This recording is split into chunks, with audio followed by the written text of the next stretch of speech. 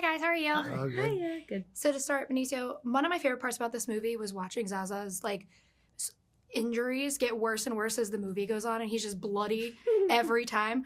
Is that fun for you as an actor to get to play with those injuries and figure out what the next one would be when the assassination attempts kind of happen? Yeah, there's an element of figuring out a riddle because we don't shoot in order. So the makeup department and myself, we had a board, just to see. Okay, here we got this. Oh, the black guy is over here, but it's smaller over here. Yeah, so we have a control tower for the wounds. Yeah.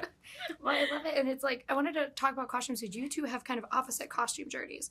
Because Michael, I like that you get to basically change everything about Bajorn about halfway through this movie and his entire vibe when his costume shifts. Mm-hmm. But then on the opposite side of that, Mia, she's kind of in one costume the entire movie until the very, very end where she gets her Wes Anderson-y moment. For you guys, when you're getting those costumes and getting to build that out in those opposite journeys, is it fun or is it more daunting because he's so particular about how these characters kind of look and feel?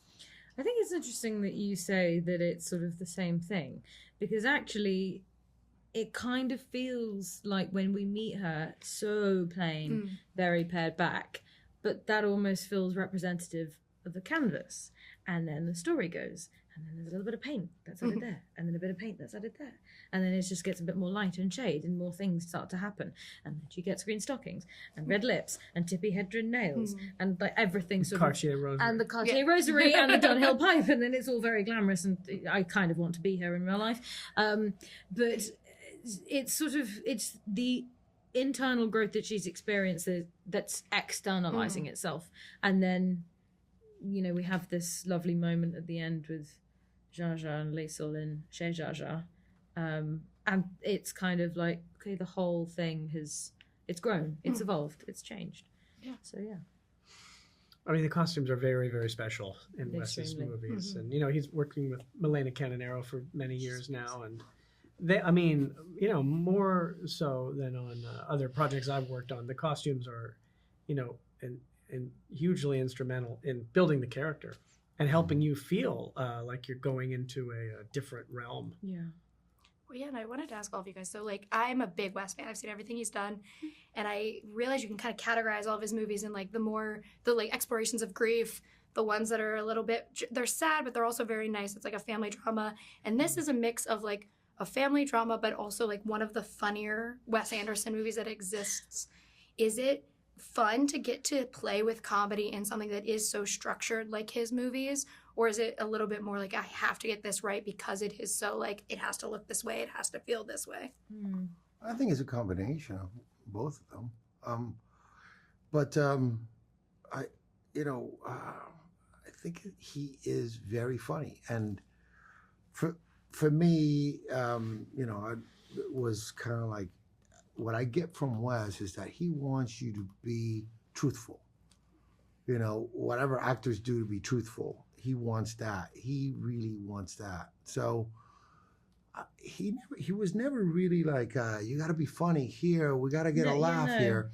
Never. The opposite almost. The opposite almost, And so the laughing happens out of the drama or the being in the moment, the thing that's in a way. That's I think that what is funny about it, is that we're not trying to be funny. Yeah, none of his movies really reach for laughs.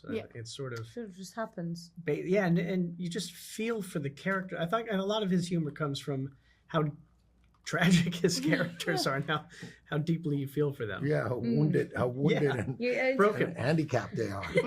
Yeah, I 100% agree. But as I leave, I just want to say, Benicio, 21 years ago, my mother, I'm 33 now, so I was 12. My mother and I saw you when we were in the Grove or in Pasadena somewhere, and she had her 12-year-old daughter walk up to you and go, "You're great in Traffic." I had not yet seen Traffic.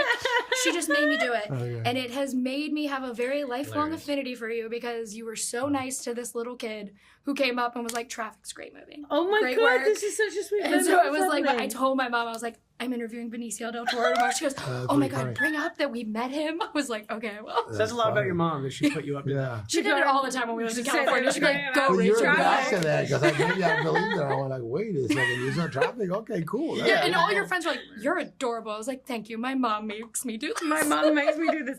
That's so cool. funny. That's adorable. But I love the movie, and so thank you guys so Great, much thank you. for talking to me.